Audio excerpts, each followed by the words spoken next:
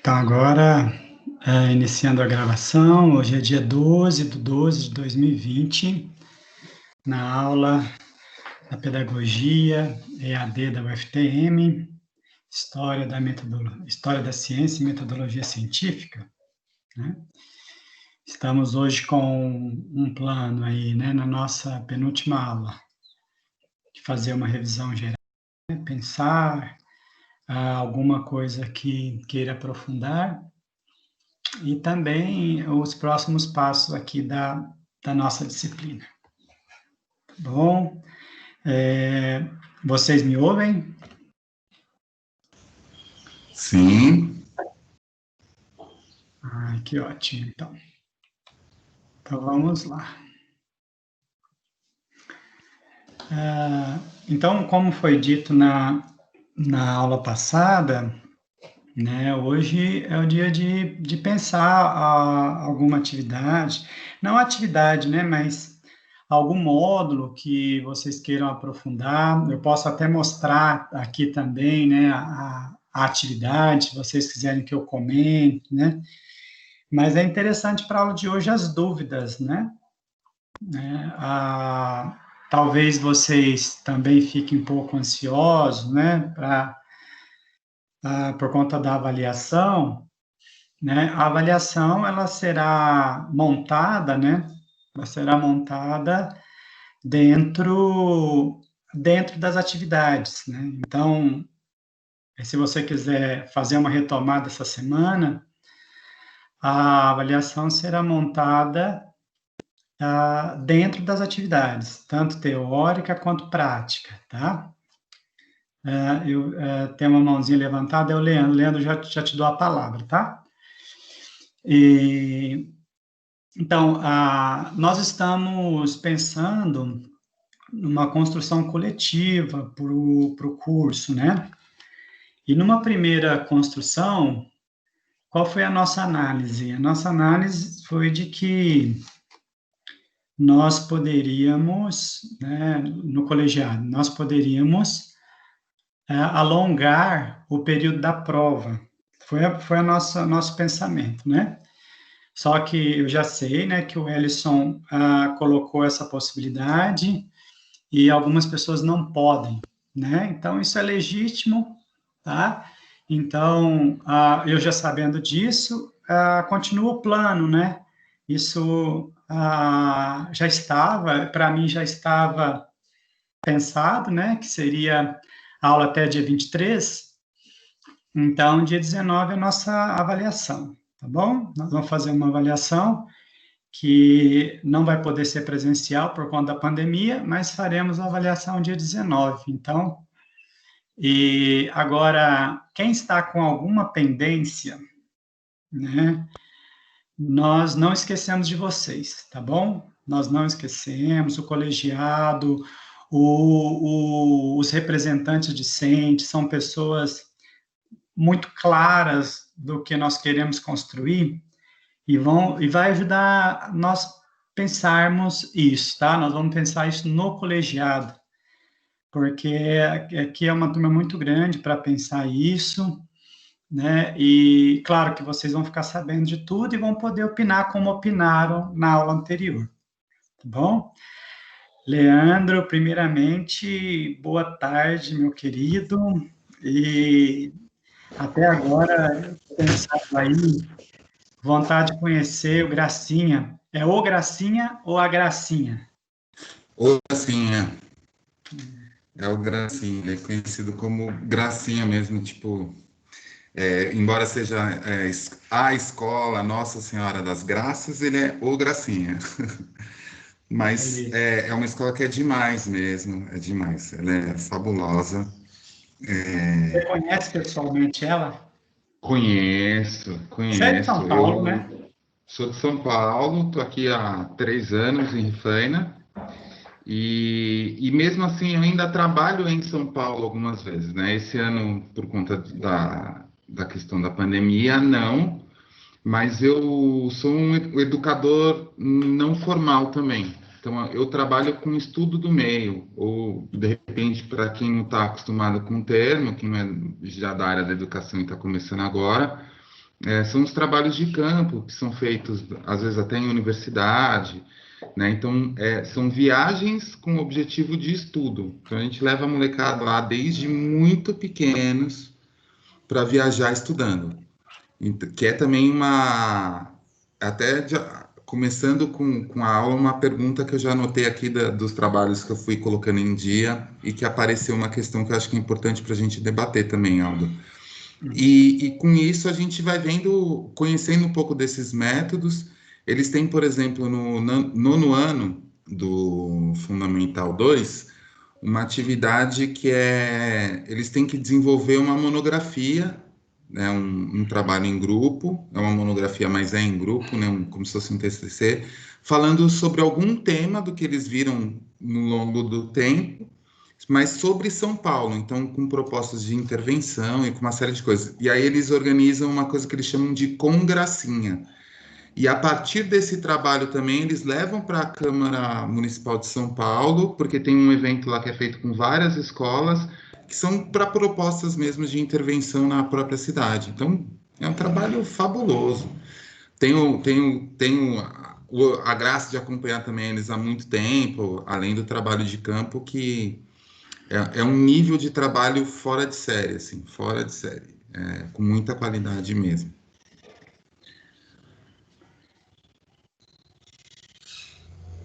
Já posso colocar a questão, Aldo?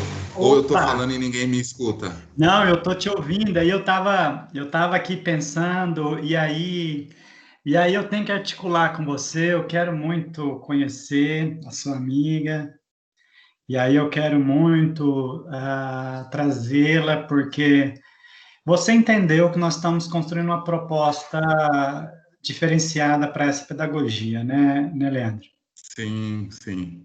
E a E, pergunta, e é um Aldo, só desafio, desculpa, né?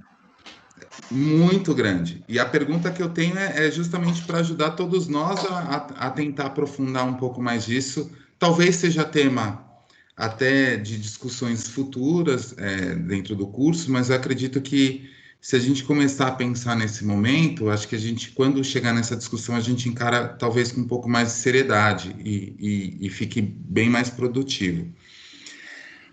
E a questão é assim, eu estava pensando bastante nos textos, né, da questão do método. É um texto, como você falou na aula, né, embora não acompanhei na síncro, né, eu assisti dias bem denso. Então, metade do texto você vai ficando enlouquecido, o cérebro fazendo muito barulho, e aí daqui a pouco ela dá uma acalmada e aí você consegue respirar e as informações vão chegando com mais tranquilidade. E depois se apresenta também a questão das metodologias, a princípio, de ensino, como são conhecidas, né? Então, algumas, a freiriana, a interativista, a montessoriana e por aí vai. Só que, por exemplo, dentro desse trabalho que eu fiz, eles têm, a princípio, um aspecto ali que está mais próximo de uma das metodologias, mas o trabalho que eles fazem são com uma mistura de várias outras. E eu, há muito tempo atrás, em contato com um amigo meu também, que é acho que mestre, doutor em filosofia da educação, a gente discutindo a questão do Freire, ele fala assim, que não existe um método Paulo Freire. O que existe é uma abordagem pedagógica.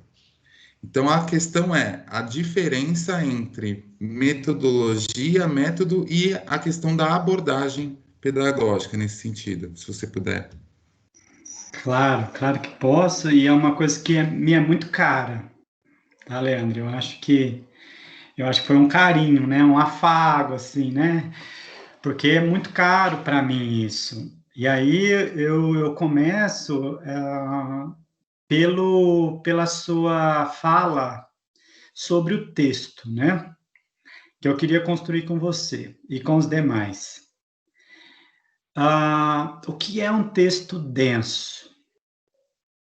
Você travou, você conseguiu me ouvir? Porque travou você na minha tela. Eu gostaria de ver você, mas você travou. Você conseguiu me Mas te ouvir? escuto, Tá. Aldo, escuto. O que que é um texto denso? Vamos construir isso? Vamos construir isso, e aí eu parto para a metodologia e as práticas. O que que é um texto denso? No corriqueiro, no senso comum, é um texto onde você não tem tanta facilidade de ler correntemente e aprender tudo. Mas eu quero um pouco mais, Leandro. Quero um pouco mais. O que que é um texto denso? Entendendo dessa forma, assim, rompendo um pouco com o senso comum, seria um texto e trazendo também o senso comum mais encorpado, com bastante tempero, com bastante gosto, com bastante sabores, com uma quantidade imensa de informação e que vai mexer com diversos sentidos seus. É E isso. talvez essa é a nossa dificuldade, porque traz uma inquietude. Ah, você chamou para sinestesia, e aí, fantástico, fantástico nisso. Porque é o seguinte, o Leandro, como nós somos mexidos por coisas que nós não queremos que mexe conosco, né? Então, olha, você é alfabetizado, você tem uma leitura de... Aí você vai para o texto e ainda o negócio às vezes te desce quadrado, né? Às vezes você não consegue digerir o negócio, mas não é por falta de conhecimento intelectivo. Então, o texto denso é aquele que mexe com as nossas estruturas. E aí, Leandro, você concorda comigo que tem texto que nós não vamos entender nunca, porque nós não queremos que mexa com as nossas estruturas. Você concorda comigo? Concorda? Tem coisas que Concordo. você faz questão de não comer, sabe? E aí você diz o seguinte, olha, comer no bandejão, nem pensar. Eu não quero que me veja comendo no bandejão. Aí você entende a analogia, né? Numa Uhum. sociedade que tem uma bela forma, mas não tem conteúdo, aí você, sempre quando a gente fala assim, nossa, esse texto é denso, é porque mexeu conosco. Seja de forma muito agradável, que você fala assim, nossa, que porrada que eu levei, eu preciso de um tempo para ficar, né, digerir isso. Ou seja, porque você não quer que o negócio avance. E isso, pensando o meio, né, você sabe disso, que quando você leva uma proposta, né, para pensar os grupos sociais, as pessoas não querem. E aí, quando não querem, ele fala assim, não entendi a proposta, né? Ou quando as pessoas conseguem entender, fala assim, Leandro, eu quero mais. Aí você fala assim, não, agora é com você. Então, a nossa proposta de pensar a história da ciência é para falar o seguinte: nós temos uma disputa, né, de projetos sociais. Nós temos uma disputa de projeto social, então, quando você vai para o texto, você tem que saber que projeto está sendo disputado ali. Então, se você me permite, eu posso fazer um bate-bola aqui com você? Sim, Ô, Leandro, você sabe que o projeto de pensar uma pedagogia inclusiva, uma pedagogia libertária, quer romper com a meritocracia e o exclusivismo, não é? sim. Uma pessoa meritocrática, como que você acha que vai para um texto desse? Entendendo tudo? Pelo contrário. E faz questão de Pelo não contrário. entender.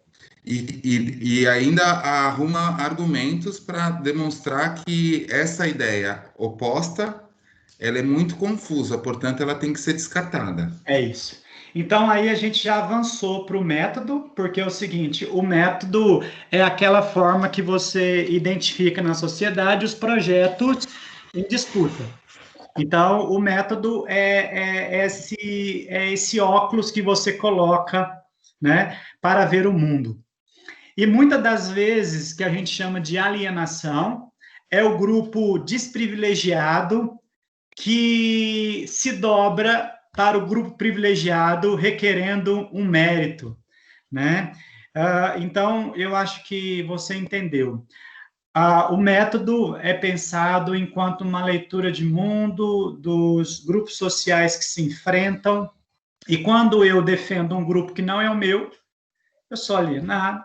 e quando eu defendo o meu grupo, eu sou emancipado, tá? Mas eu vou continuar no bate-bola com você.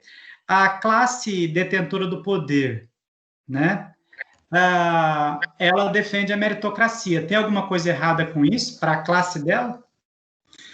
Não, a gente está acabando de falar de um exemplo disso. O Gracinha é uma escola que ela não é pública, ela é uma escola privada.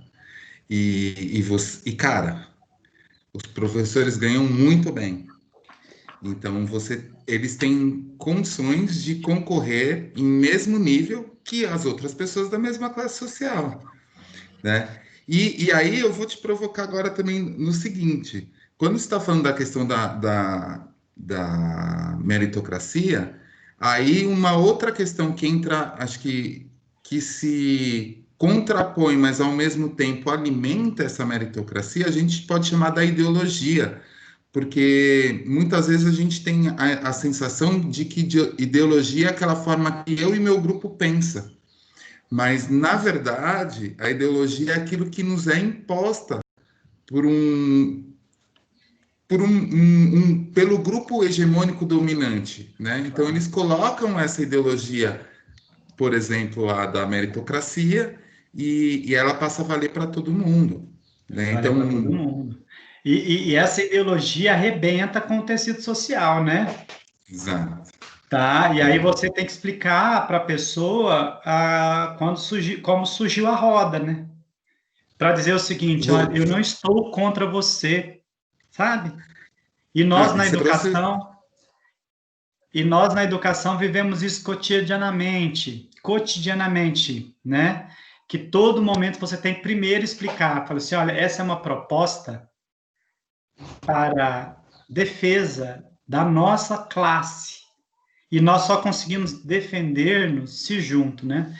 Então, a gente conseguiu, ó, método enquanto visão das disputas sociais, né? Metodologia, o estudo do método, né? Tudo o sufixo logia é estudo, né?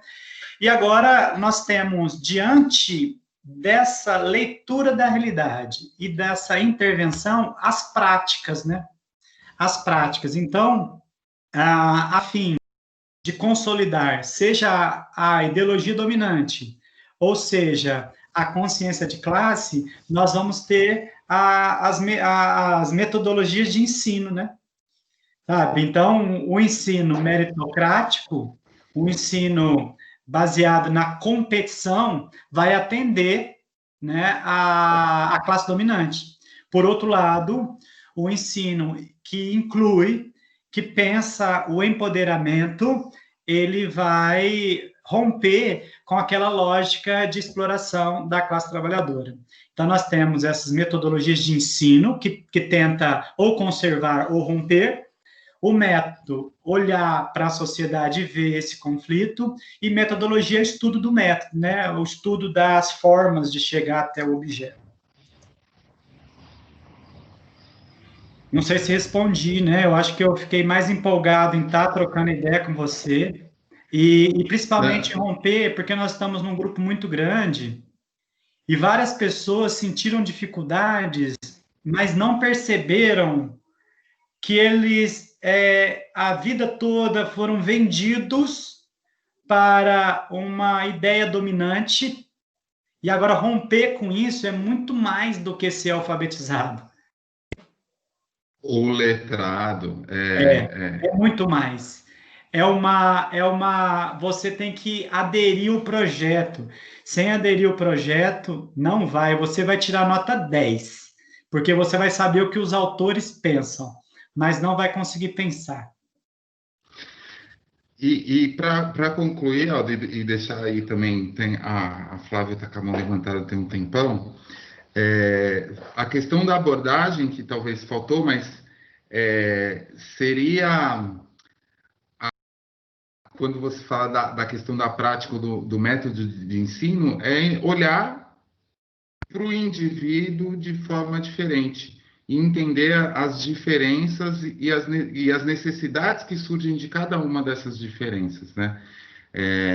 E aí a gente pode beber de todas as fontes, desde que a gente tenha claro a classe que a gente faz parte e o que a gente quer construir, a metodologia que a gente utilizar vai servir, de certa forma, para a abordagem, seja ela de qual forma for, mas que no fim será libertária ou libertadora. E aí a gente fecha o ciclo do que está falando. E a última coisa que eu vou falar, pelo menos nesse momento, quando você fala do denso, a primeira vez que eu tive um grande conflito com isso, eu não sou uma pessoa muito fã de leitura, isso é fato. Eu prefiro gastar um dia aqui, assim, a gente debatendo e pensando junto, do que um dia lendo. Mas eu leio, pouco, mas leio. E aí eu vi um livrinho de 100 páginas e eu falei assim, no metrô em São Paulo, custava R$ 2, eu falei assim, vou comprar e vou ler.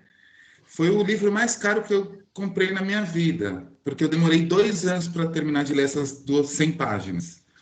Um livro de um filósofo chamado Erasmo de Roterdã, que escreve esse livro no ano de 1500, uma viagem de trem, chamado Elogio à Loucura. Eu conseguia, no máximo, ler 2 páginas, e aí eu não aguentava mais, eu parava e ficava pensando dias. Aí, quando aquilo incorporava aquilo ali, aí eu lia de novo mais 2, ficava pensando. Foram 2 anos para ler 100 páginas de um livro. Perfeito. E aí você entende que a construção, ela é de uma vida, né? Por isso que eu digo sempre para as pessoas, né? Eu conheço, né, o Elogio à Loucura. Por isso que eu digo sempre, né? Olha, nós temos alguns prazos, cumpra o prazo, mas a sua formação, ela é para a vida toda. Aí muita gente, por não cumprir os prazos, desiste, e aí não se coloca nessa dinâmica, né? Então, assim, nós sabemos que nós estamos numa sociedade meritocrática, nós temos que dar conta dela, né? Nós temos que dar conta dela de prazo, tudo isso, né? Mas não se venda isso, né, Leandro? Não se venda isso, né? E aí, só fazendo uma correção no conceito, tá? E aí eu sei que você consegue compreender essa correção fraterna, que quando você falava da abordagem, você colocou o termo indivíduo, né? E não é no indivíduo, né? É sempre no ser social ou coletivo, né? Porque, claro, que quando a gente vê uma questão no individual, ela representa a classe. Então, se você vê assim, uma pessoa que não conseguiu cumprir a tarefa, não é aquela pessoa, né? Você não personificou essa dificuldade. Então, você sabe que quando você propõe algo para essa pessoa ser incluída, você está propondo para milhares. Então, essa conversa que eu estou fazendo com o Leandro, eu estou fazendo com milhares. Né? Fica isso, porque é um grupo social que está se pensando. Né? Não, perfeito, perfeito, obrigado. Imagina. Flavinha? Aldo, tá me ouvindo? Estou te ouvindo. Boa tarde, tudo bem? Tudo, e você? Tudo bem, graças a Deus consegui cumprir os prazos aí, como vocês estão dizendo, né? Que legal. E a preocupação sempre é no coletivo. Certo. Então, por exemplo, o meu polo de Franca está muito preocupado em relação aos feedbacks, Certo. né, do tutor. Então, eu queria que você falasse um pouquinho sobre isso. Tá bom, né? Então, primeiramente, né, deixa eu falar algumas coisas para vocês aqui, anotem, por favor, tá? Então, vocês viram que tem 4 atividades, né? 4 atividades a serem entregues, né? 4 teóricas, 4 práticas. As atividades teóricas valem 80 pontos, né? Porque era 20 pontos por atividade. Então, vocês vão receber o feedback do tutor de vocês, né, com essa nota. 80 pontos da atividade teórica e 400 pontos da atividade prática, né, porque cada atividade prática vale 100 pontos, né. Isso para compor a nota final, tá? A nota final, até segundo momento, nós teremos uma prova no dia 19, que é a nossa última aula, tá? E essa prova do dia 19 vale 60% da nota final, tá bom? Então, vocês vão receber os feedbacks. Agora, o que eu gostaria de pensar com vocês, né, é o seguinte: nós temos uma semana para postar os trabalhos, né? Só que nós sabemos que as pessoas vão postar o trabalho depois de fazê-lo, né? Então, ninguém posta o trabalho antes de fazer. Então, vai fazendo na segunda, terça, quarta, quinta, e aí, sexta-feira, no último momento, posta, né? Então, nós precisamos também dar a possibilidade, eu sei que, Aldo, mas tem os modos anteriores, tudo, né? Pessoal, eu tenho acompanhado os tutores, eles estão trabalhando, mas muito, muito, e aí eu vou comentar algumas coisas aqui com vocês. Então, peço encarecidamente, né, que vocês aguardem esta semana e vocês vão receber as devolutivas de vocês, tá bom? Respondi ou não, Flávia? Você gostaria de outra resposta ou quer que eu fale de outra forma? Não sei.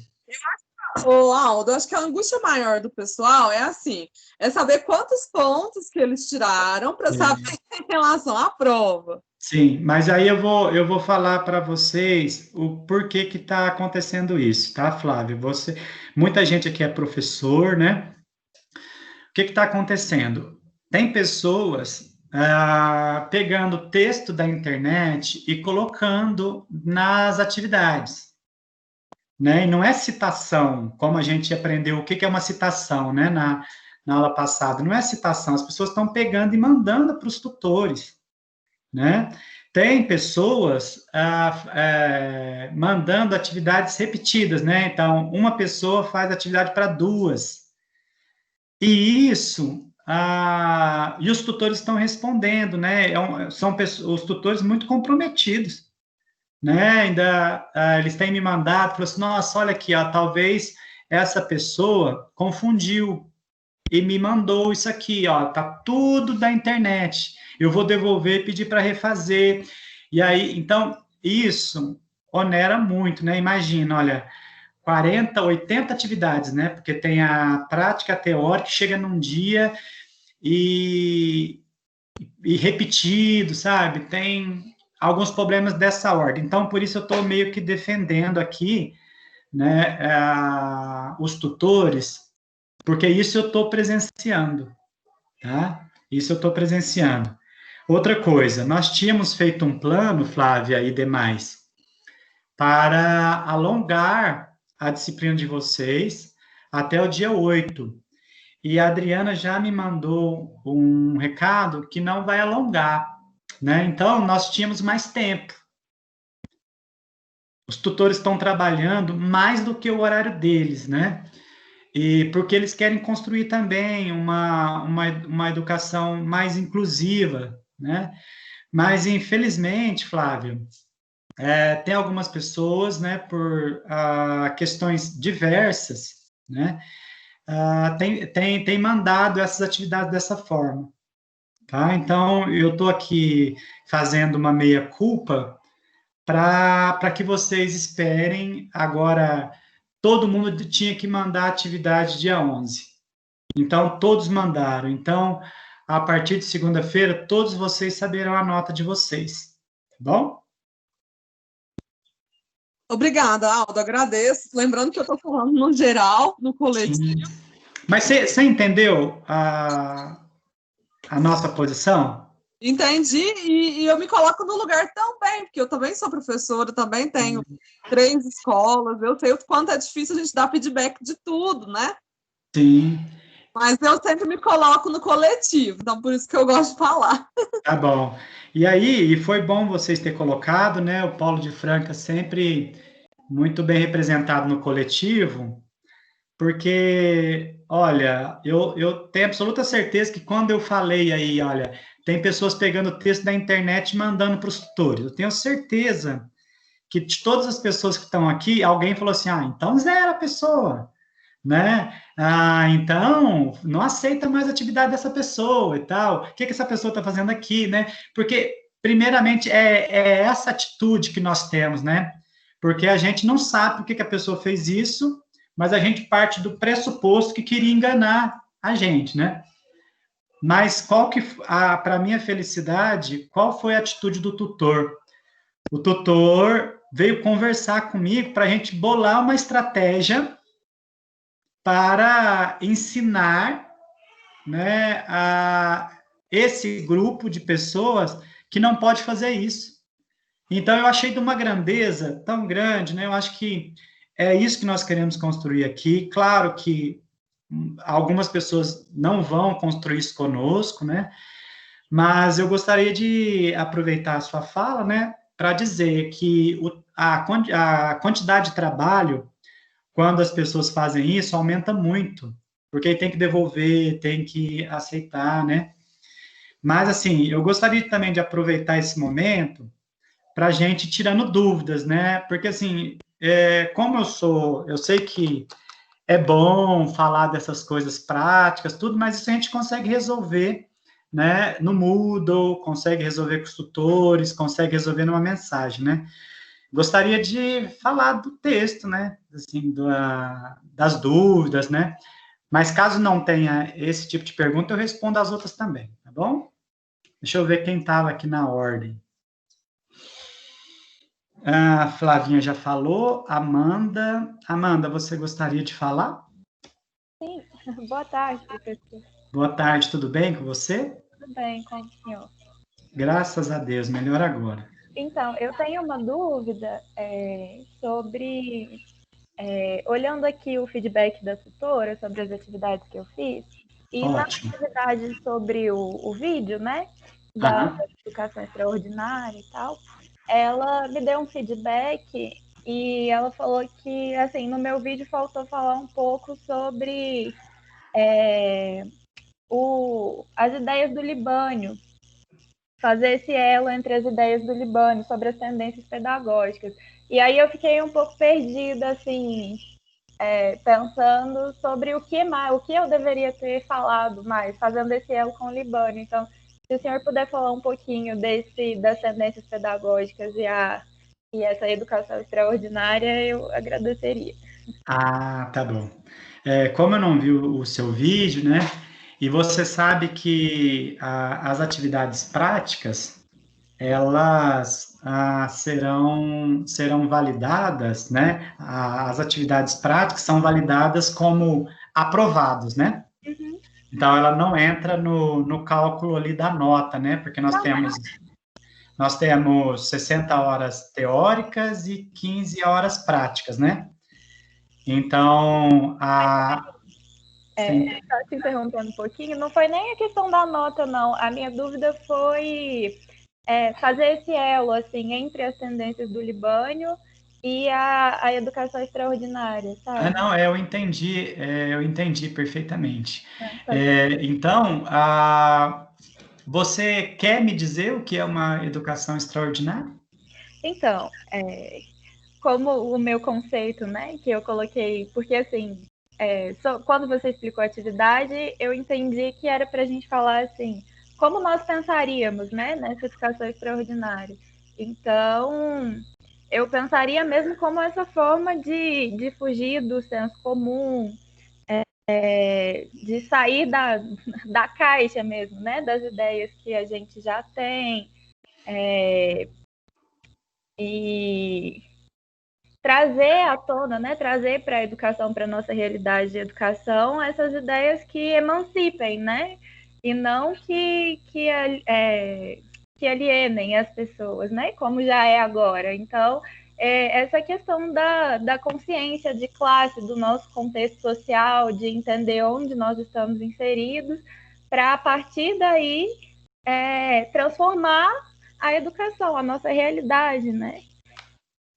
Mas não sei se está meio confuso. Eu acho que você devia vir para o meu lado, né? Eu acho que você devia compor conosco a pedagogia. Eu acho que é isso, Amanda. Você está de parabéns. Claro que eu vou aprofundar aqui com você, Mas você está de parabéns.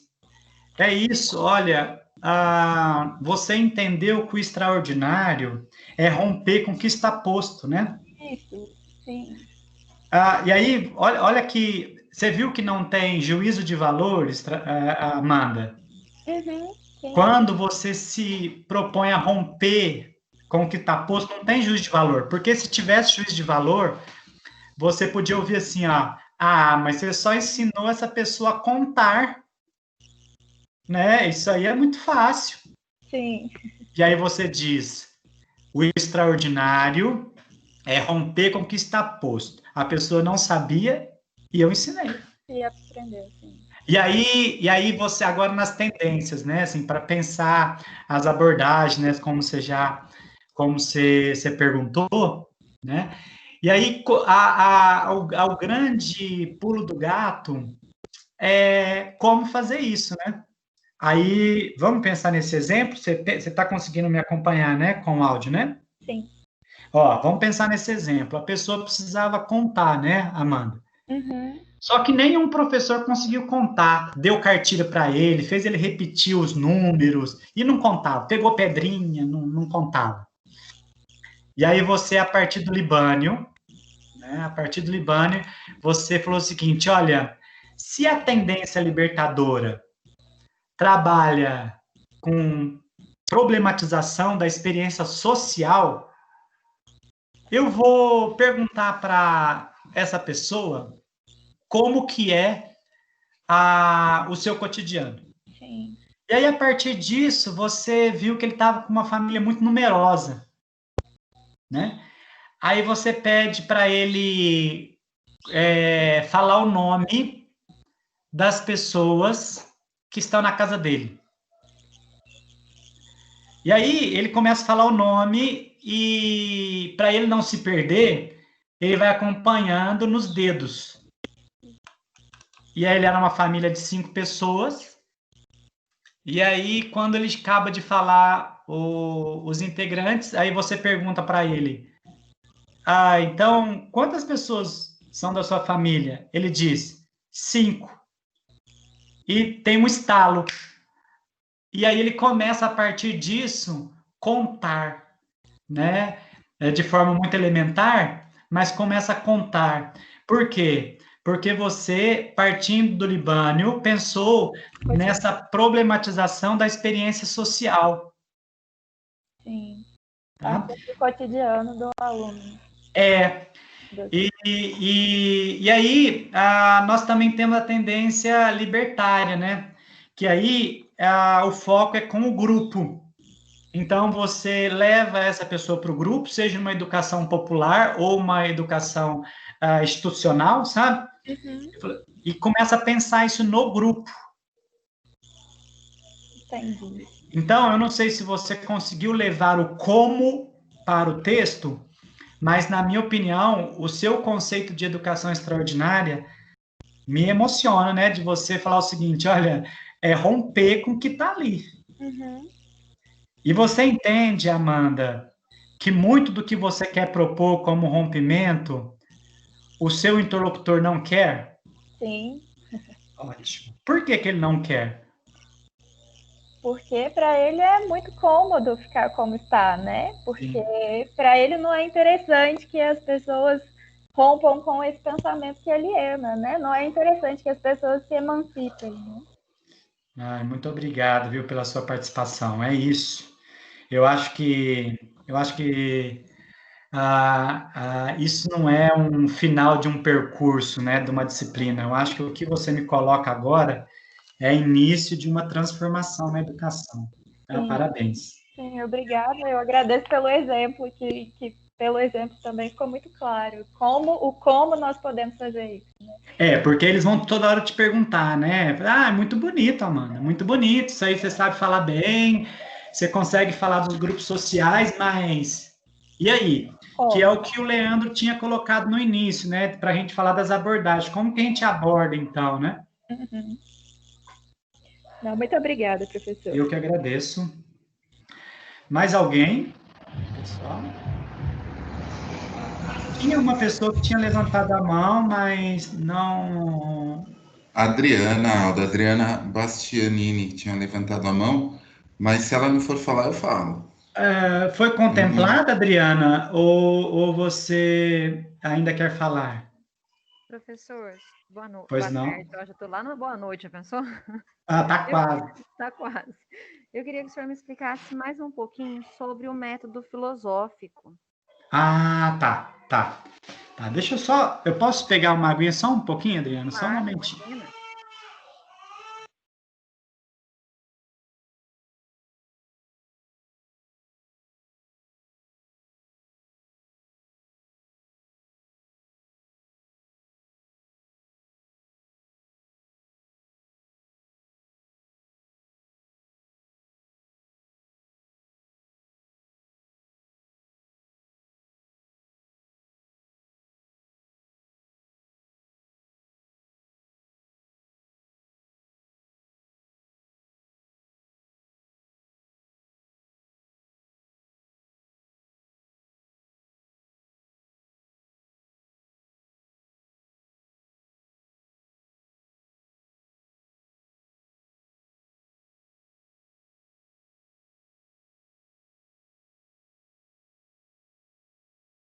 Pronto, cheguei.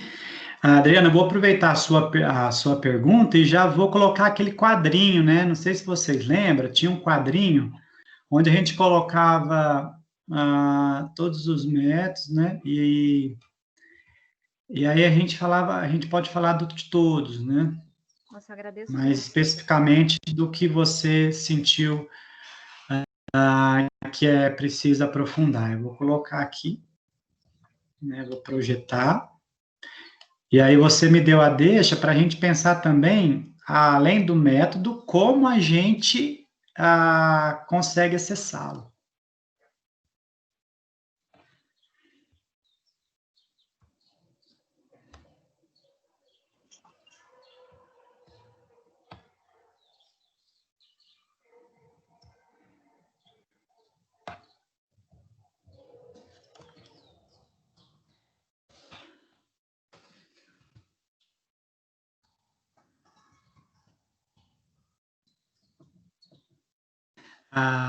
Você consegue visualizar a minha tela, Adriana? Sim. Ó, então você tinha pensado, né, para que eu explicasse para você a questão do método filosófico, né?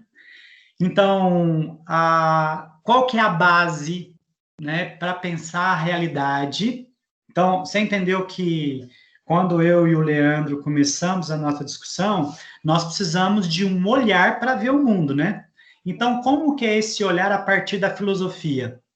É uma base racional, tá? E como que a gente consegue aprender refletindo? Então, você pega um problema e vai refletindo, refletindo. E você precisa validar esse conhecimento, né? Vamos fazer aqui, a Amanda disse que o exemplo sempre é bom. Sócrates ia para a praça, né, para exercitar a reflexão dele. Então, ele perguntava para as pessoas, o que é o homem? Né? E aí, nesse exercício de pensar o que é o homem, né, tinha-se o conhecimento filosófico. Tá? Então, olha, dizia para Sócrates, o homem é um conjunto de moléculas. E ele dizia o seguinte, não, isso é uma biologia. Né? Dizia para Sócrates, então o homem é esse ser que guerreia. Não, isso é um ato. Então, à medida que ia se argumentando, tinha-se o conhecimento filosófico. A partir Tá? da realidade das pessoas, então.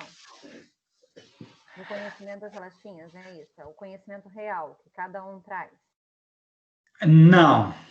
Não é isso, porque aí nós podemos, eu não sei o que você chamou de partindo das pessoas ou do conhecimento real. Dá uma olhadinha aqui no tipo de conhecimento mítico. Seria uma crença. Aí, ó, as pessoas têm crença, não tem? Uhum. Olha a base do conhecimento mítico, a crença, diferente da razão. Entendi. Ah, professor, então pode ser pela fé? Não, aí é o conhecimento religioso, que também parte das pessoas, né? O que é interessante aqui é você ah, refletir sobre o que está posto, mas não sobre o que as pessoas acreditam, porque isso leva a outro tipo de conhecimento, tá? Então, você precisa entender por que que chove. Então, você observa esse fenômeno, né, a partir da reflexão, e aí depois você, num diálogo, porque é dialético, né, o conhecimento filosófico, principalmente a gente está falando de Platão, a partir da argumentação você explica por que chove, tá? Então, eu não sei se é nesse sentido que você falou a partir da experiência da pessoa, né? Eu fiquei muito em dúvida se seria nesse método filosófico que entraria a questão das premissas, tipo, que o senhor tinha explicado, a Adriana pensa algo, João pensa algo, logo, se eu juntar as duas, eu posso transformar num terceiro conceito. Isso sim, isso sim. Aí eu concordo com você. Tá. Porque aí você conseguiu diferenciar o método filosófico de todos os outros. Entendi. Porque, agora eu vou fechar aqui e vou para você. Adriana, você viu como é que você conseguiu? Olha, o método filosófico, a partir da dialética, você tem duas premissas e vai para uma terceira, não é? Terceira, sim. Isso não acontece com conhecimento religioso. Porque é uma Você só, tem duas premissas, ou seja, duas religiões. Você consegue ir para uma terceira ou cada um fica na sua? cada um fica na sua. Então você entendeu perfeitamente. É isso mesmo. Você vai para a realidade, mas não do senso comum. Agora que eu entendi o que você falou. Você vai para a realidade, mas não do senso comum. Reflete sobre ela e depois de refletir você argumenta para ver se tem validade a sua reflexão. Parabéns, é Quem isso mesmo. validaria a minha reflexão, professor? Você Eu mesmo. Você validaria. Porque é o seguinte, olha, você vai. Vamos pensar aqui se você me permite, é claro, né? A educação inclusiva. Nossa. Pode ser? Pode ser. Então, eu falo para Adriana, eu acredito que só os melhores podem governar. Portanto, a escola não é para todo mundo. A escola é para um grupo que pode acompanhar, que pode estudar, que pode ler, que pode participar da aula. Agora você tem que defender por que a escola tem que ser inclusiva. Bom, a escola tem que ser inclusiva porque o conhecimento é um direito de todos. Boa. E aí eu falo o seguinte, olha, é direito, mas tem muita gente que não quer. Cabe a nós, futuros educadores, arrumar meios para despertar o interesse para que eles busquem conhecimento. Mas, Adriana, é muito mais fácil eu educar meia dúzia de pessoas, que é o grupo dos que podem, do que você educar milhões. Mas aí a gente estaria com o pensamento dos nossos governadores, né? Dos nossos governantes, na verdade. Isso. Dá água à luz para alguns e deixa o restante na escuridão, porque a maioria, que é a classe trabalhadora, não é interessante que eles pensem, né? Porque a partir do momento que eles pensem, eles podem se rebelar. Perfeito. Tá vendo? A sua validade se deu o seguinte, ó, não é porque é um grupo de... Olha que... Você percebeu o que você disse para mim, ó. Não é que a classe dominante são os melhores. Eles se dizem os melhores para dominar a maioria, não é isso? Sim. Então, o meu argumento não vale para você. Porque você está dizendo o seguinte, ó, eu parti da premissa que existe um grupo de melhores. Ninguém é melhor que ninguém. E aí você quebrou a minha premissa dizendo o seguinte, olha, ninguém é melhor que ninguém, nós estamos numa sociedade. Sim. Não, aí perfeito, aí se você quebrou a minha premissa, tá vendo que no diálogo, você quebrou a premissa de que existe uma classe melhor que a outra. Uhum. Aí a validade se dá nessa argumentação. Parabéns. Obrigada, professor, pela explicação. Eu que agradeço. Mariane?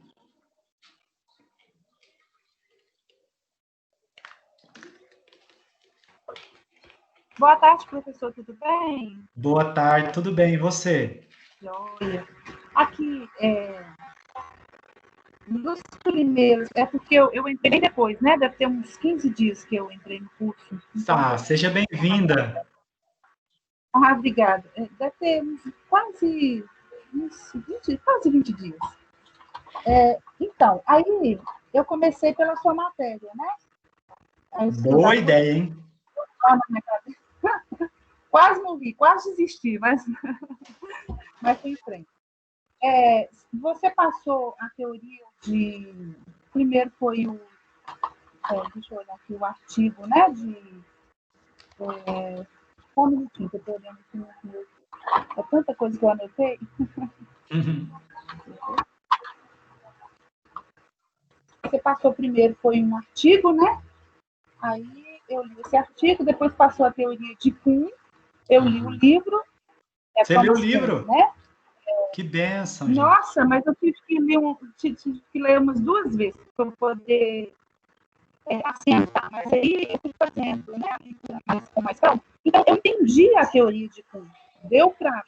Porque eu sou eu sou mais pragmática, sabe?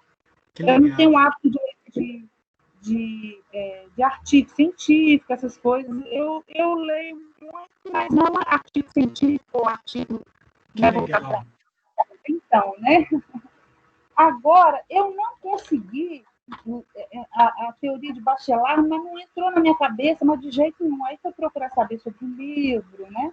Aí fiquei sabendo que daquele livro tem uma tríade, né? É tríade? Aham. É 3 Isso. livros.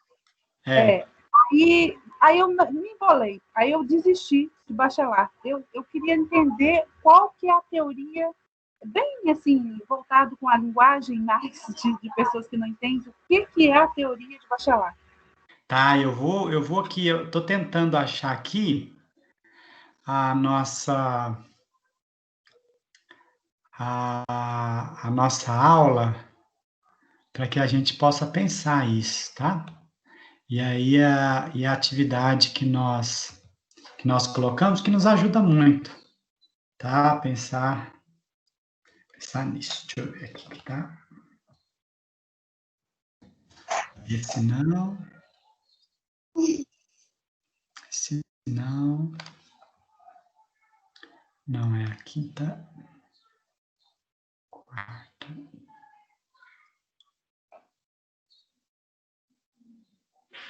Olá? Oi, professor. Oi, só um minuto. Oi. Desculpa, porque caiu aqui. Ah, tá. Não, é que eu tô abrindo aqui a Eu achei que tinha caído. atividade Entrei pelo celular.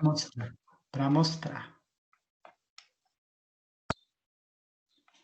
Não. Só um momento.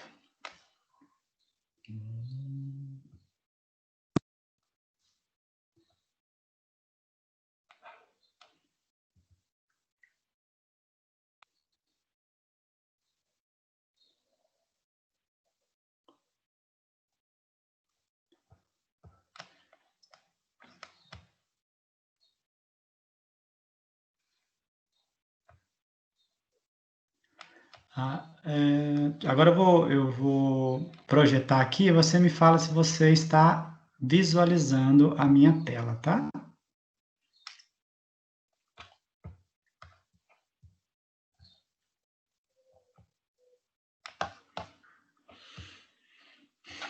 Visualizei, professor.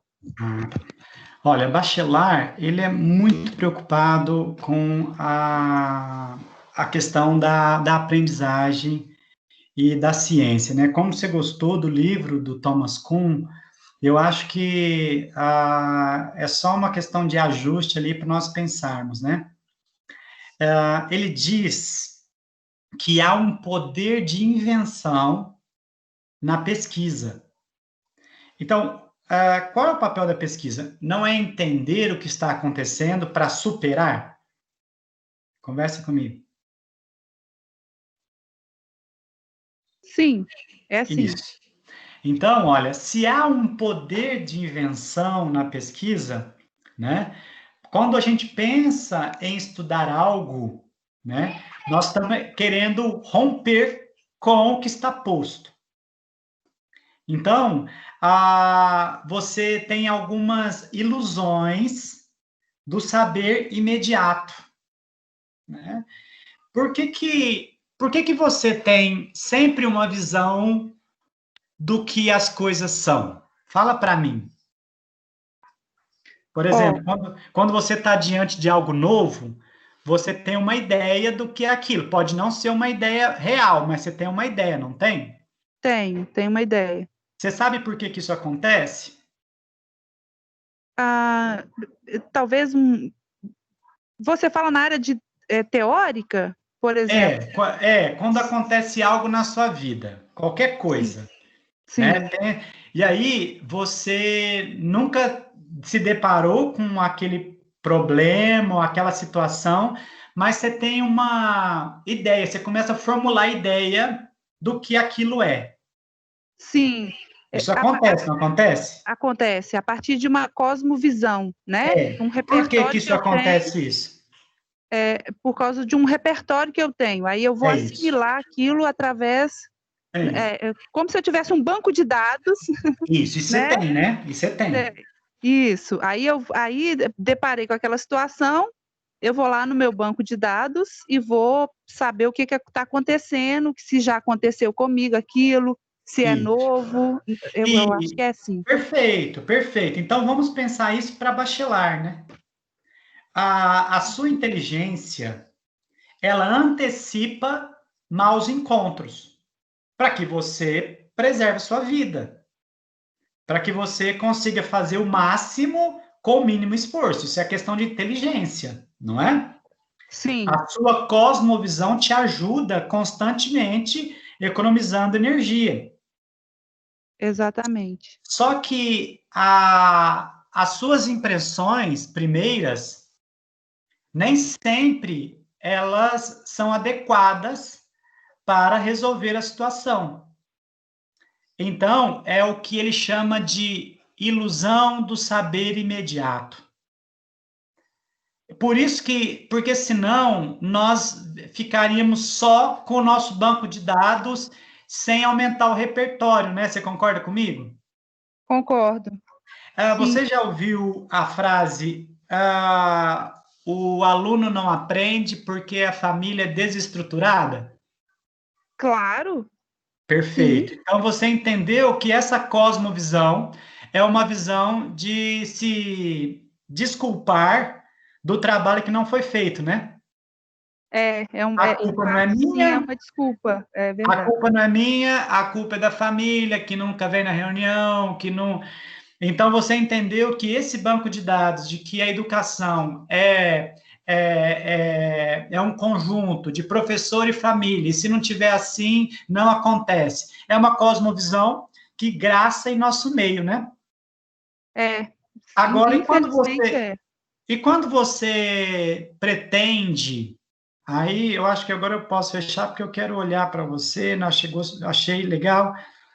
E quando você pretende romper com isso, né? Quando você pretende romper com isso, fala o seguinte, olha, eu também acredito que se o pai e a mãe viesse, né, seria uma oportunidade de construção coletiva.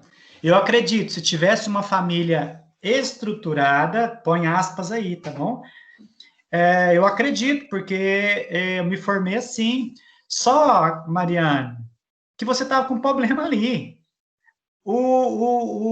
A discente não estava aprendendo.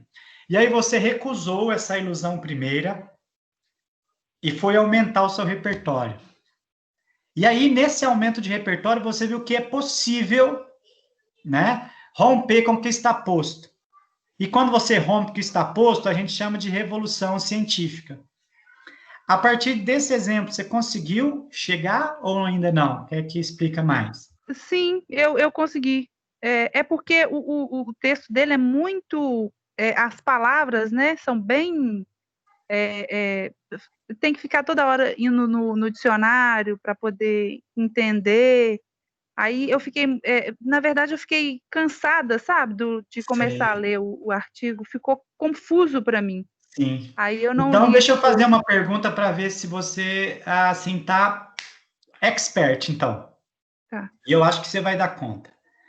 Que é o seguinte, Mariane, o que serve para uma pessoa serve para o mundo inteiro? Não. Perfeito. Você entendeu Bachelard. Bachelard diz o seguinte, olha, a ilusão primeira, ela é útil porque ela economiza energia.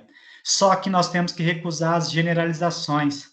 Por isso, Mariana, que você tem um banco de dados repleto de possibilidades, né?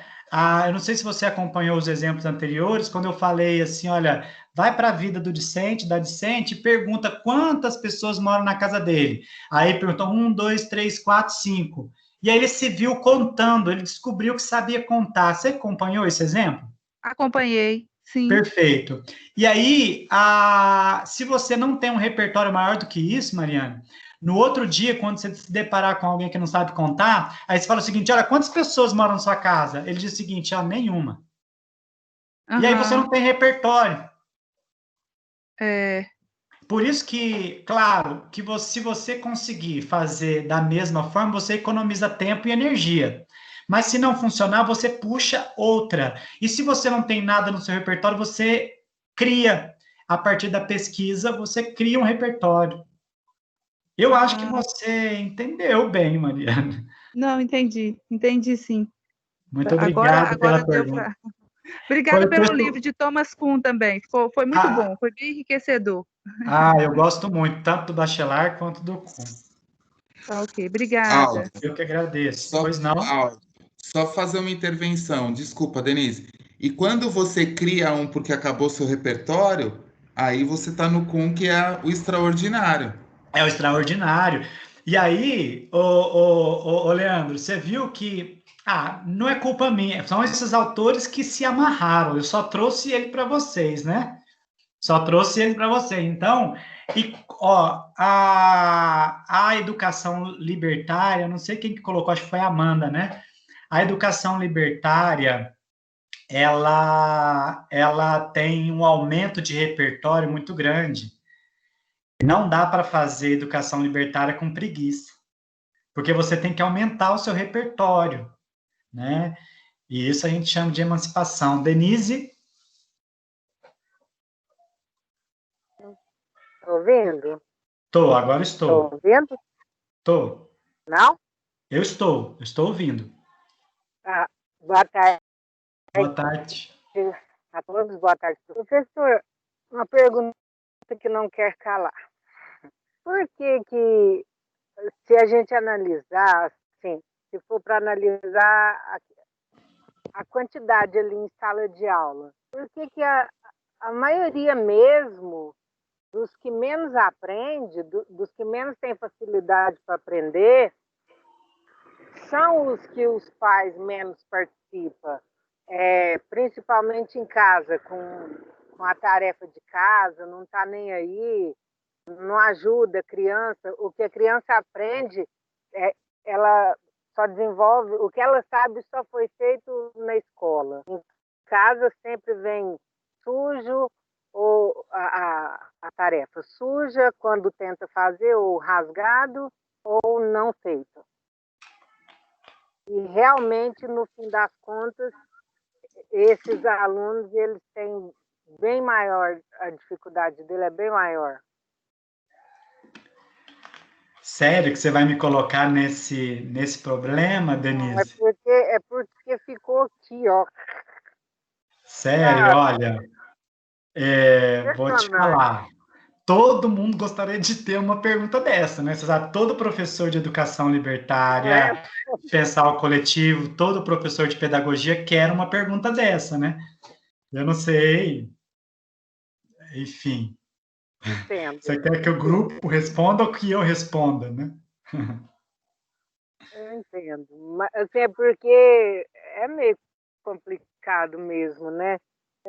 Tem uns que não tem, que a gente vê que não tem participação. A minoria, hoje em dia é a minoria. Assim, que não tem participação, mas que consegue deslanchar, vai bem, sabe? Só que Entendi. tem uns que realmente, eu não sei se é carência, eu não sei o que é. Aí eles descontam de uma outra forma. Tipo assim, eu vou dar trabalho na escola, não vou fazer o que eu quero ver. Eu não sei o que é. Eu gostaria de entender mesmo. Tá. Pra Isso poder essa. vai ser um processo.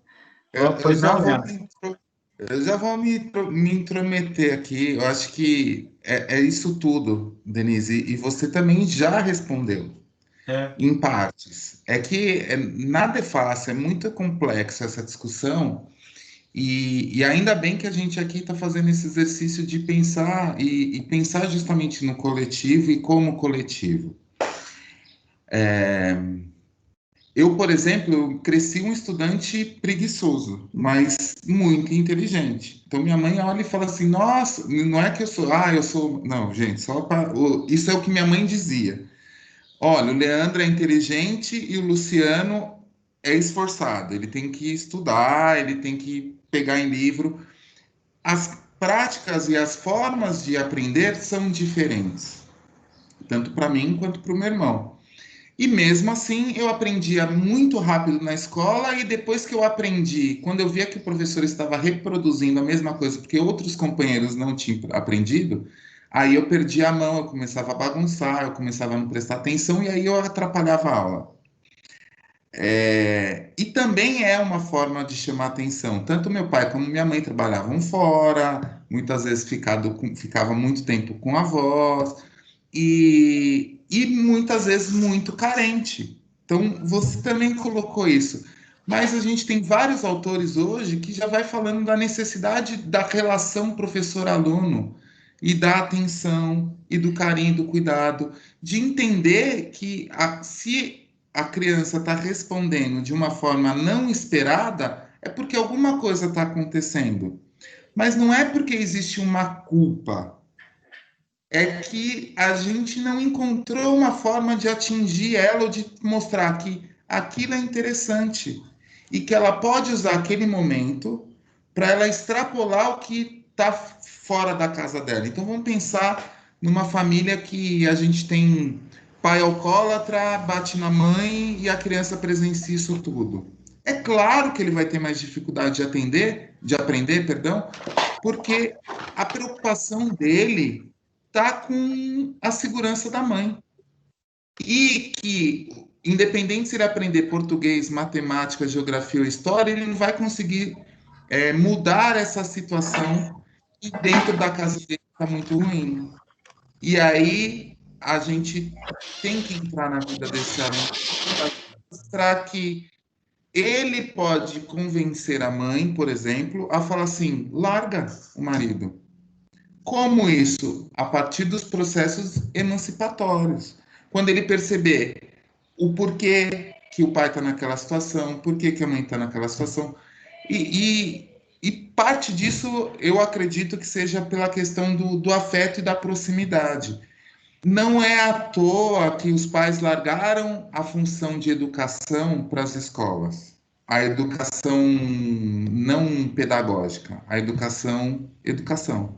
Porque também a gente vem de um ciclo de famílias, não famílias, né? Que senão cai num erro muito grave. A gente vem num ciclo de desigualdades que está numa crescente absurda. E que isso vai gerando um problema social muito grande. E que esse é o tipo de enfrentamento que a gente tem que ter a partir de questões simples. Quem educa em casa são as crianças, geralmente. Obrigado, Igual Leandro. aconteceu em 2018, eu peguei três famílias bem desestruturadas, assim, e era bem complicado. Aí, o que eu fiz?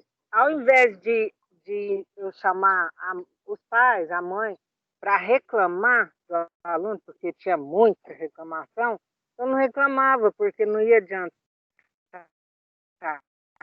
Eu chamava ela, sabe, toda semana eu convidava. Ia uma ou ia a outra, ia para dentro da sala e estudava junto com as crianças, tudo normal. E a criança ficava bem feliz, sabe? Eu observava que ela ficava bem feliz, então eu fiz isso o ano inteiro. E deu certo, a criança deu menos trabalho, ela não aprendeu tanto quanto deveria, se os pais se esforçassem mais. Mas ela aprendeu um pouco e deu menos trabalho, sabe? Aí, às vezes, a gente escuta esses professores, assim, dinossauros, né, entendeu? Falar assim, nossa, esse menino não aprende. Eu acho que não deve falar isso perto de uma criança, perto de ninguém. Porque qualquer ser aprende, qualquer ser humano, qualquer animalzinho aprende. Então, e eu ainda ouço muitas pessoas dizerem isso dentro de escola. Eu acho bem complicado, né?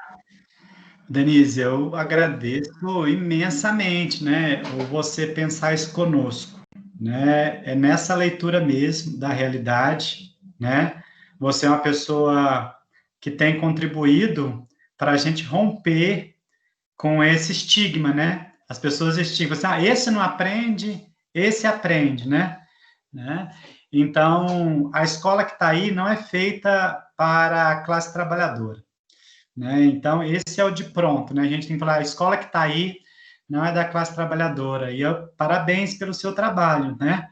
E eu acho que essa discussão ela é grande e que nós vamos, se Deus nos abençoar, conseguir, ao longo do curso, retomar isso. Mas, de pronto, você está fazendo o seu papel social de educador, tá? Leandro, você quer falar?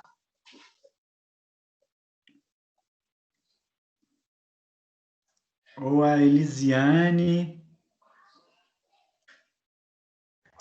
Não, é que acabou a discussão? Eu achei que estava só começando, mas aqui Não, que essa é muito grande, né? a gente Leandro, pode passar dias. é muito grande, e é isso que nós falamos na metodologia, Leandro. Nós precisamos não entender, né? Precisa enfrentar, né? Ainda tem educadores, né? Falar para todo mundo, né? Mas o Leandro que está na minha tela, ainda tem educadores que falam o seguinte: mas chegou com fome na minha sala. Eu sou professor, eu não vou dar comida. Aí, então, esse ator social, ele nem coadjuvante é. Ele é aquela samambaia do teatro, sabe? Olha, aquela pessoa que não consegue fazer nada, assim, fica assim de samambaia. Esse tipo de fala é muito corriqueira, né? Então, não é coincidência que aqueles que os pais não acompanham não conseguem esse tipo de educação burguesa, não é coincidência os meninos ir com fome, né? Menino e menina, né? Ir com fome, não é coincidência a violência, não é coincidência que os meninos evadem da escola, não é coincidência. Isso é um plano de um grupo, não um grupo de pessoas, mas há um projeto de sociedade, tá? Isso não é coincidência. Os alunos que não aprendem faz parte de um projeto de sociedade para que não aprendam mesmo. Professor, perdão, Denise. Eu estou precisando usar esses psicólogos aí um pouquinho, eu posso? Pode, mas a sua voz está travando e eu não tô, tá picotando, Denise, a sua voz. Então, agora, está ouvindo melhor? Não? Tô ouvindo meio picotado, mas fala para ver se a gente consegue entender. Então,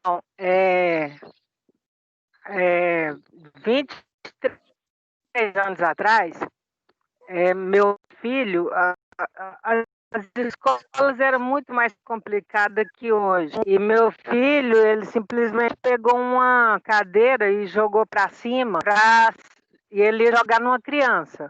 Aí ele só levantou para cima e pôs no chão, porque ficou muito nervoso e tal, isso numa creche, né? E ele foi expulso. Então, assim, ninguém abraçou meu filho. E olha que eu era ausente só para trabalhar mesmo, né?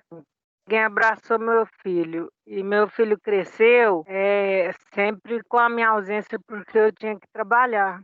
Eu prometi que eu estudaria e que eu formaria, que eu seria professor e que eu ia ser diferente, porque eu ia colher.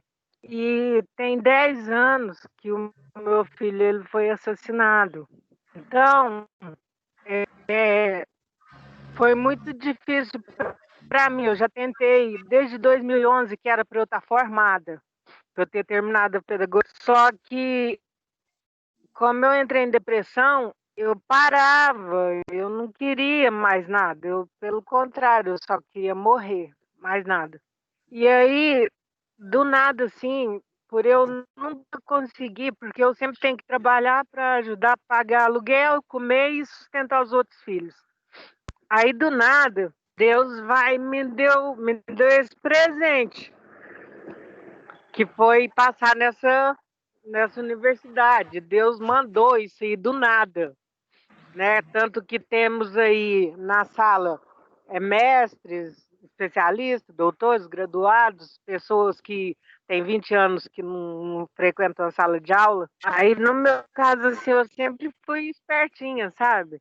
Só que aí, como eu travei nessa depressão, depois de ter perdido meu filho, eu fiquei meio... Eu não consegui fazer as atividades agora no início, quando começou. Eu fiquei bem travada, estava tudo muito complicado. Só que agora, só que eu fui vendo as aulas, assistindo, reassistindo as aulas, e agora está tudo abrindo na minha mente. E eu tenho certeza que a partir desse mês que vem eu vou estar normal. E eu agradeço a Deus pelo fato de eu fazer a diferença com os meus alunos, principalmente os que vivem em situação assim menos favoráveis, mas eu faço com todos, porque eu trato todos iguais, graças a Deus. E é isso, eu quero agradecer muito. Eu estou devendo atividade, mas eu vou colocar tudo em dia, que foi porque eu não estava bem, mas agora eu estou ficando cada vez... Muito obrigada por vocês. Existe na minha vida. Seja bem-vinda, Denise. Nós precisamos de você, né, enquanto docente. Nós precisamos de você, que é lutadora, né? Porque quando a gente vai para a batalha, a gente que é soldado, que não foge da frente, né? Da luta. Agradeço a sua partilha, né? Assim, eu estou aqui também muito emocionado e me coloco à sua disposição. Daqui 4 anos, eu terei a honra de te entregar um diploma, te dar um grande abraço e falar o seguinte: olha, estamos juntos, como na primeira disciplina, nós tivemos um momento de pegar um na mão do outro, falar assim, olha, agora estamos aí juntos, né? Olha, obrigado pela partilha, me coloco à sua disposição, tá bom? E Denise, a culpa não é sua, você falou tudo, tem que trabalhar, tem outras pessoas, a preocupação do pobre sempre é, primeira, ter um pedaço de telha para se cobrir e ter alguma coisa para colocar no estômago. E essa é uma das grandes realidades, essa é a maior desestrutura que existe e nós não temos culpa. Isso poderia ter acontecido comigo, poderia ter acontecido, acredito, com a grande maioria das pessoas que tiveram oportunidade e que também estão aqui hoje. E ter essa consciência de classe hoje é fundamental para que a gente consiga romper com isso tudo e proporcionar coisas melhores. E a sua síntese de hoje, no meu a não ser que eu entendi esse curso tudo errado, mas é isso, você já acabou de falar da ciência extraordinária, da abordagem libertária, libertadora, da emancipação, de pensar fora da caixinha, de buscar ciência, buscar métodos e metodologias. Se a sua fala não é isso, eu não entendi nada desse curso, eu preciso voltar e fazer tudo de novo. É isso. Vou aproveitar que eu estava com a mão levantada, Aldo, e aí eu vou falar uma questão da fala da Amanda também, que ela estava falando das questões, e isso vai ao encontro também de um pouco do que a provocação, né, que a Denise nos fez, e que vai aparecer agora no final, que é a questão dos modelos. Geralmente, o que se espera é modelo pronto, mas não tem isso. A gente tem que ir lá na unha e no diálogo construir o nosso modelo, a nossa forma, que pode servir para um dia, pode servir para um ano, pode servir para uma turma, ou pode não servir e a gente tem que fazer outro, né? Não tem nada pronto. E, por final, a Mariana, que estava falando da questão do texto do Bachelard, que tinha que ir o tempo todo ir no dicionário, acho que é muito bacana isso para a gente ampliar o nosso vocabulário, que também é importante, e vai ao encontro também do que o Ellison fala, da questão da linguagem informal. E aí eu queria sugerir, assim, eu comecei a usar muito isso lá atrás, quando eu me formei em turismo, tinha um professor que ele me mostrou um dicionário que eu nem imaginava que existia, que chama Dicionário de Filosofia. E aí existe o dicionário de sociologia, que vai trabalhar vários dos termos que a gente tem e que vai aparecer nos nossos textos e explicando mais ou menos esses conceitos, o que ajuda muito a gente. E aí hoje eu trabalho, quando eu vou escrever, eu abro uma aba do computador com dicionário de filosofia, dicionário de sociologia, dicionário normal e o dos sinônimos, que foi a dica que o Ellison colocou, para que a gente consiga fazer realmente a diferença, né? E para que a gente consiga conversar com todo mundo. Hoje a gente está entrando e conversando nesse lugar de fala que nunca foi nosso. Ele não foi pensado para a gente, e isso está na fala do atual presidente aí há pouquíssimo tempo, de todos os ex-ministros da educação, de que a universidade pública não é para gente, é para rico, mas a gente está mostrando e vai mostrar cada vez mais que não. E com a nossa atuação a gente vai colocar cada vez mais pobre nesse lugar, porque se é público é nosso, não é deles. É isso, Leandro, obrigado. Né? Tive que fechar a câmera, né? Não, eu tenho a grata satisfação de, no meu percurso de docência, ter pessoas de verdade, né? Ter seres humanos, né? Então, quer dizer que quando nós pensamos a pedagogia libertária, né? Quando nós pensamos uma ciência revolucionária, então, quando nós pensamos em ampliar o nosso repertório, porque as coisas prontas não dão conta, nós estamos falando de aprender?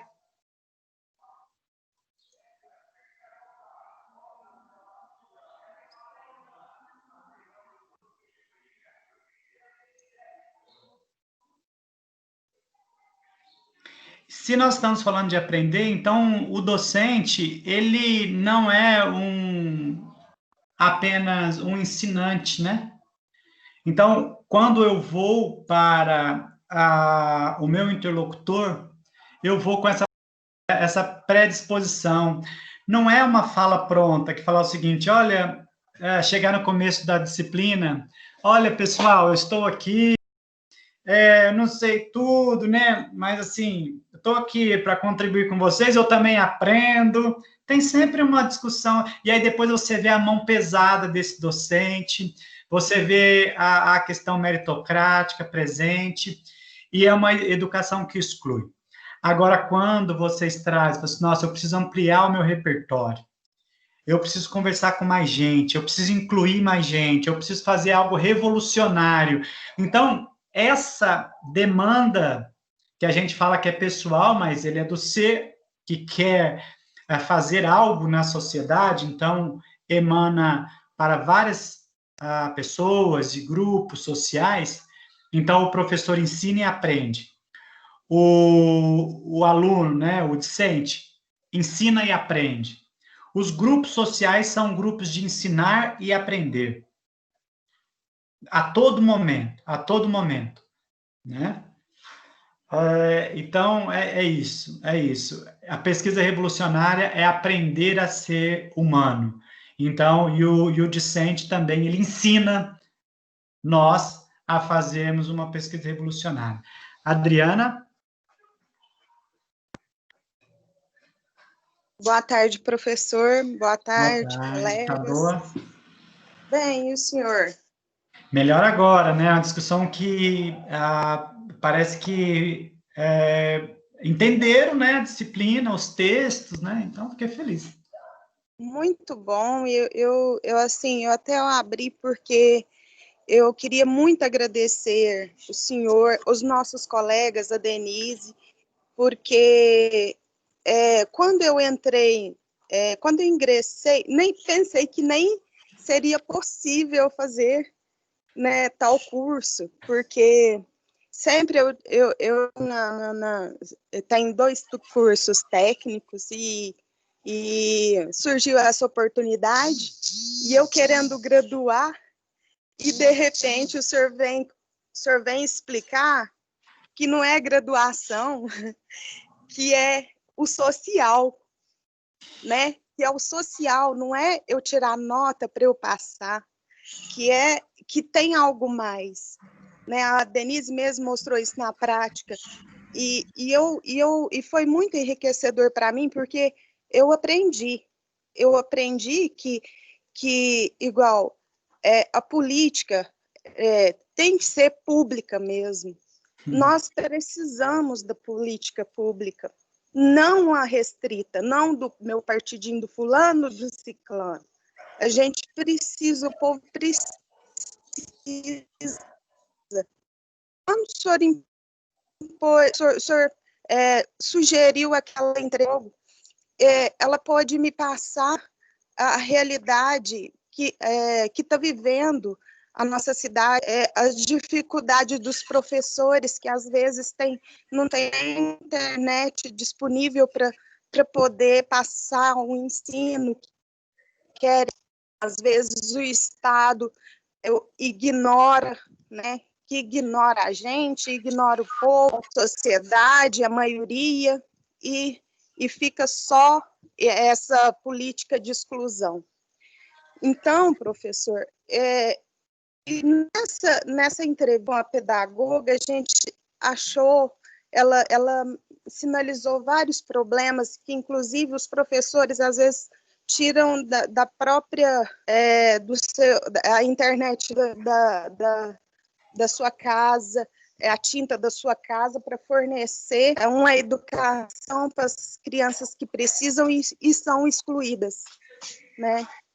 Então, eu pude ver, assim, sentir, sabe, a necessidade. Também tive a oportunidade de partilhar isso com um vereador que vai assumir agora, plano para poder melhorar a pessoa, sabe, nas pessoas que precisam.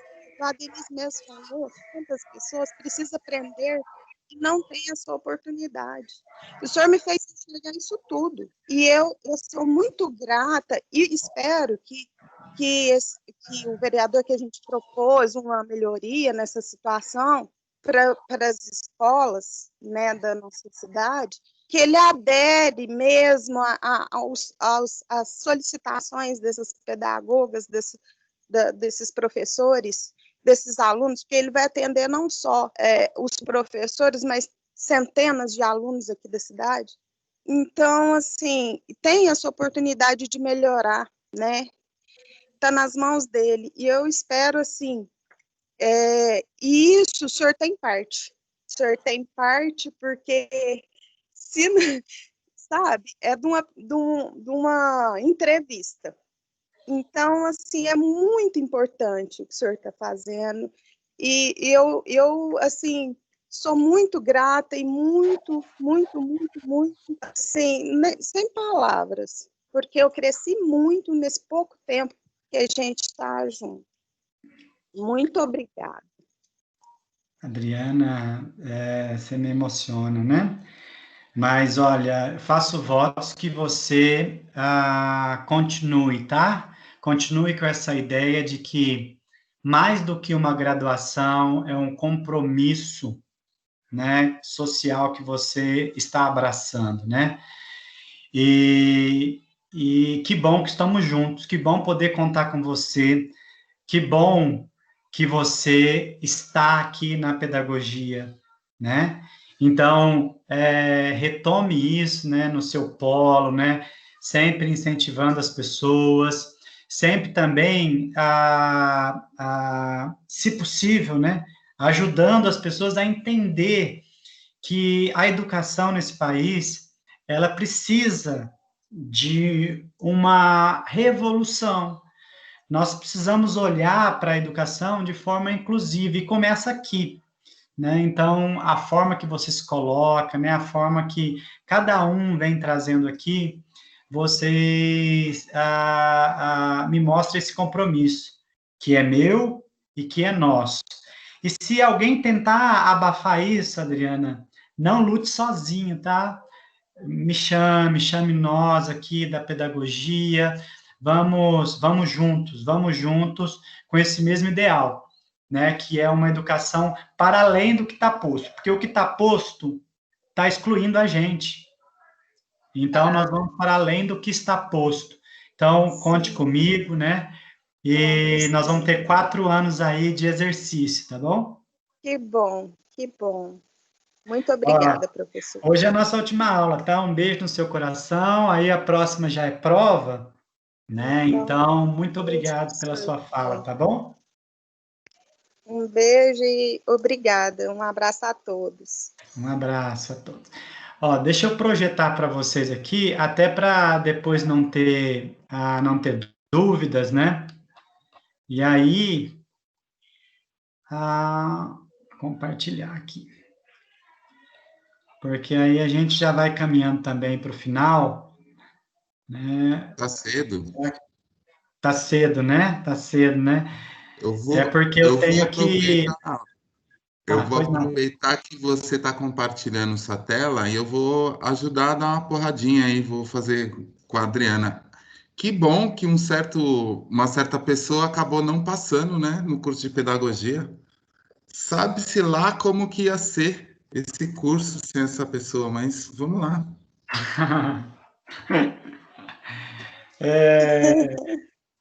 Sendo sempre muito pertinente, né? Olha aqui, o plano para hoje era tirar as dúvidas dos módulos, né? Eu tô projetando para ficar gravado, tá, pessoal? Eu sei que a gente já falou sobre isso, para ficar gravado, né? A explicação da composição da nota, tá? A atividade dos módulos vale 40% da nota final. Então, tem atividade teórica, atividade prática, tá? Tudo isso também está no nosso plano pedagógico, né?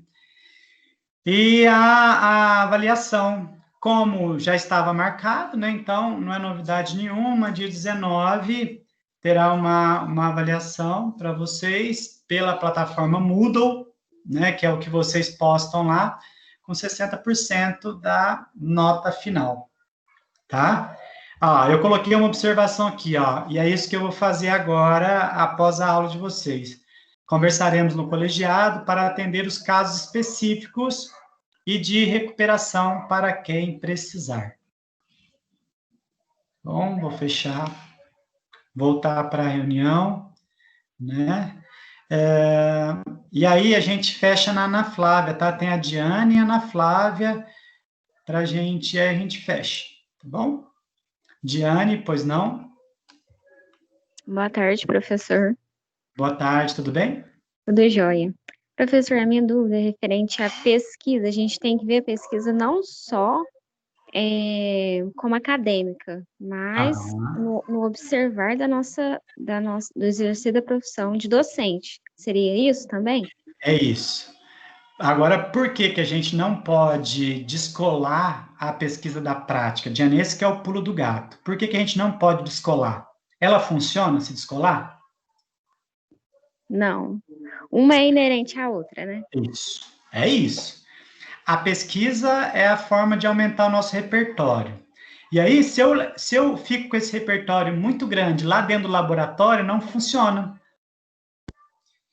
E se eu sou um docente lá da prática, que fala assim, não preciso pesquisar não, sempre deu certo, também não funciona, porque eu preciso aumentar o meu repertório. Parabéns pela leitura. Muito obrigada, professor. Imagina. Você me inspira muito, tá? Olha, muito obrigado pelo carinho, né? Você é muito gentil, então não tem jeito de eu dar até para desconfiar, né? Falar assim, a gentileza, né? Não, professor, porque assim, eu já sou formada, tenho uma graduação, mas eu me formei inicialmente porque eu acreditava muito na questão da meritocracia, porque a gente tem que se formar, tem que estar preparado para o mercado de trabalho. Então, muitas vezes eu deixei o meu sonho de ser professora de lado por acreditar nessa meritocracia, né? Que sempre foi nos ensinado assim. E eu chego nessa pedagogia e eu rompo com esses conceitos que sempre foi imposto, né? Então, assim, a educação é promissora e eu acredito nisso. Olha, nossa, que fala maravilhosa, né? Eu não poderia terminar meu ano sem essa fala, porque o Leandro, a gente fica conversando muito, Diane, e aí eu falo para ele, Leandro, tem gente que vai passar 4 anos resistindo isso, né? E aí você, em 8 encontros, você diz que veio com uma ideia e rompe com isso, né? Então é de uma docilidade muito grande. Isso tem muito do seu trabalho, da sua leitura de texto, né? Do seu compromisso. Mas obrigado por esse presente que você me deu de final de ano, né? De pensar aí um compromisso muito mais do que um diploma. Muito obrigado, viu? Obrigada a você. Ana Flávia. Boa tarde, professor. Boa tarde, pessoal. Boa tarde. Então, eu tô com um pouquinho de dúvida sobre a questão da prova, porque eu queria saber certinho, assim, se o senhor pode comentar, aliás, como que vai ser a estrutura, se vão ser questões fechadas, abertas, Serão como que vai fechadas. funcionar. Ah, tá. Não, é só porque a gente fica meio ansioso mesmo com a questão da prova. Aí eu queria saber. Não, perfeito, Flávia. Mas tanto numa prova como noutra, o mais importante para nós aqui, né, é pegar as atividades, né? Retoma as atividades, sabe? Retoma as atividades e vê, né, como que foi o processo das atividades. Se você conseguiu entender a questão de teoria e prática na pesquisa, pesquisa revolucionária, sair das sombras, né? E aí você, tanto numa quanto outra, você sairia bem. Mas eu já adianto para vocês, serão questões fechadas pelo Moodle, tá? Ah, sim. Não, então tá, muito obrigada. Eu que agradeço, viu? Não tem como fechar o chat, né? Porque Marcos e Leandro, né? Pensei que o Marcos não estava na sala hoje.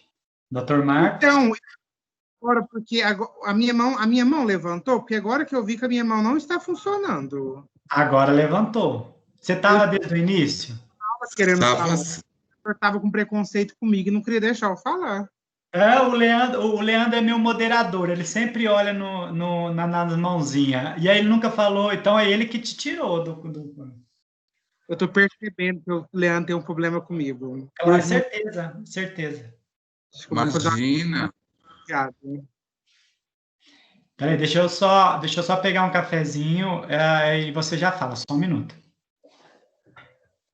Ô Marcos, teve uma hora aqui que eu não vi você cutucando no celular, nem nada, mas teve uma hora que eu vi você fazendo assim, ó, levantando a mãozinha aqui na tela.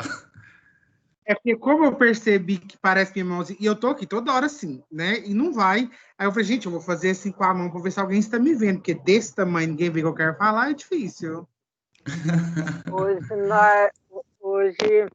Hoje nós estamos mais numa terapia do que estudando. Mas é muito bom. Eu vim até para fora. Olha a praça.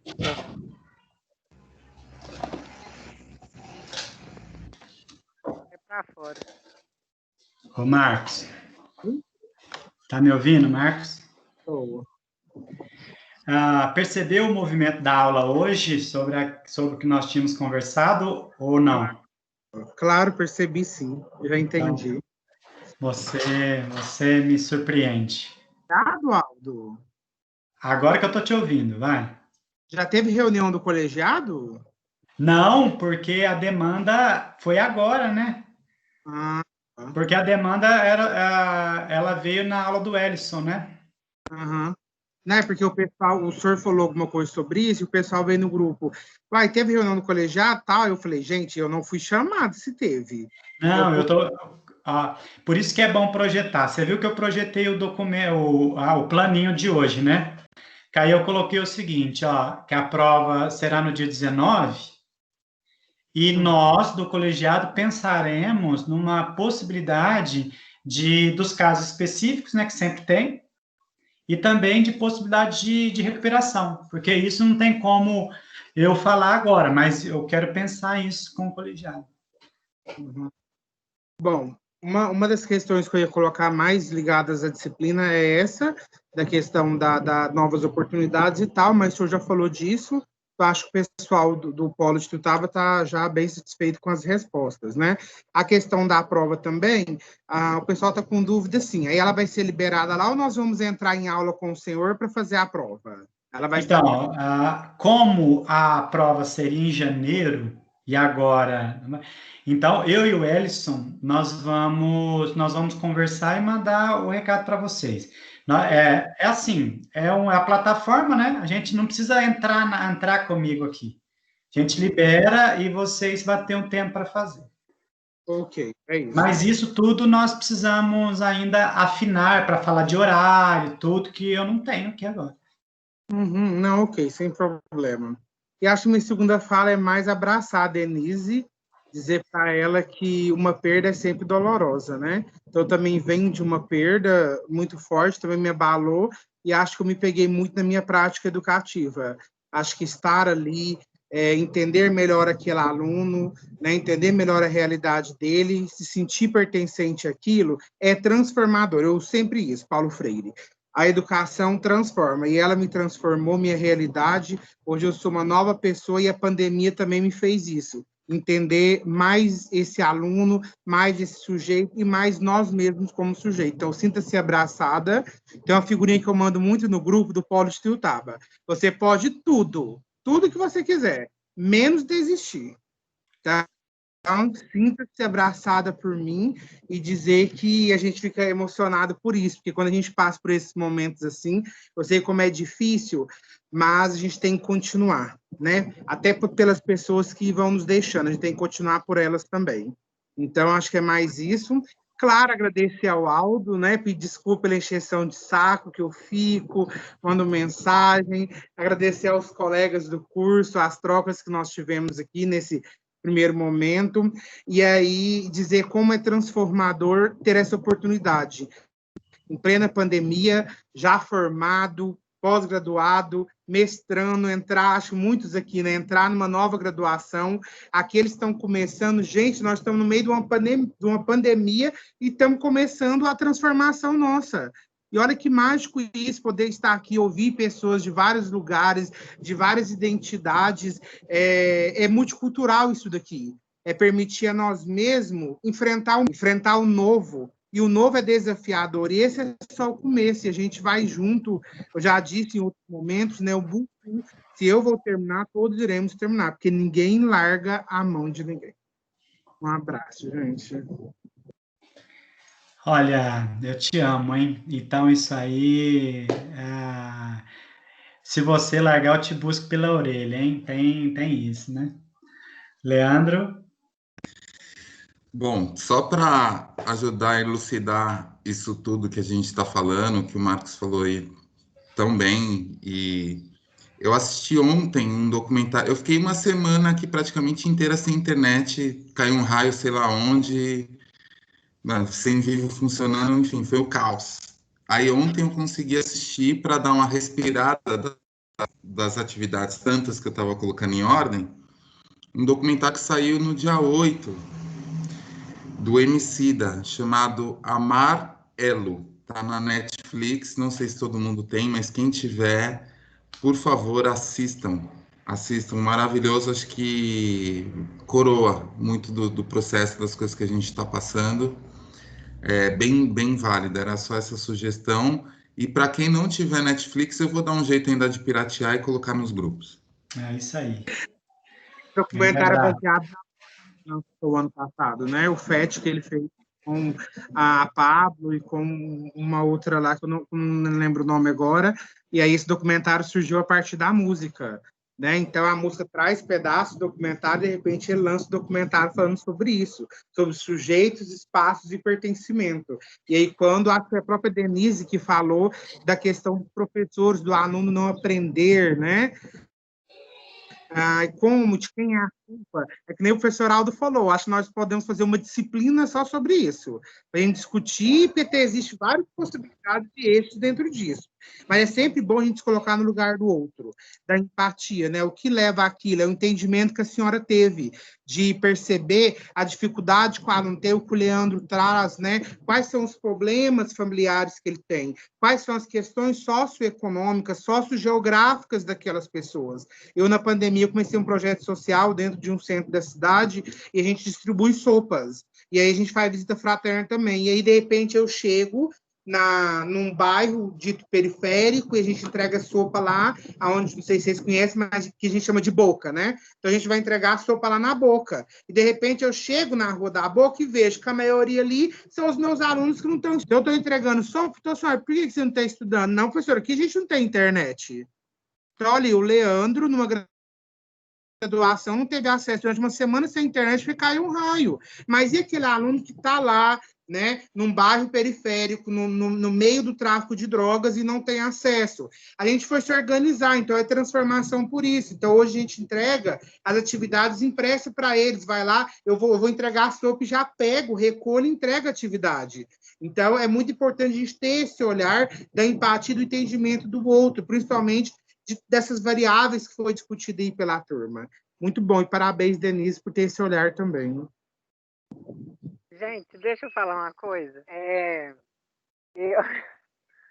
Hoje eu estava analisando, né, a nossa sala, ela é uma sala de inclusão, que tem, tipo assim, tem o autista, tem o deficiente físico, o deficiente visual, entendeu? A nossa sala, eu vejo ela assim.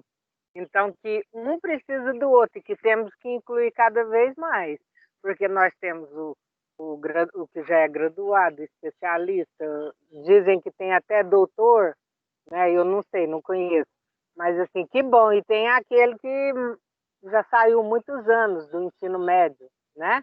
E tem a Denise, que fez o EJA há muitos anos também. Mas, graças a Deus, estou na luta.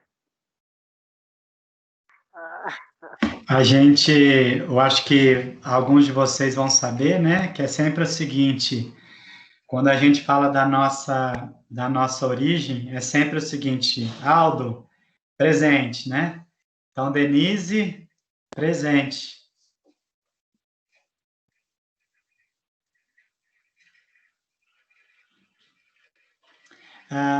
Agora a Betânia, depois a Gilmara, né? Acho que a gente precisa já... agora eu vou parar o vídeo, pessoal, porque senão vai ficando grande e aí já não é mais com a disciplina, tá?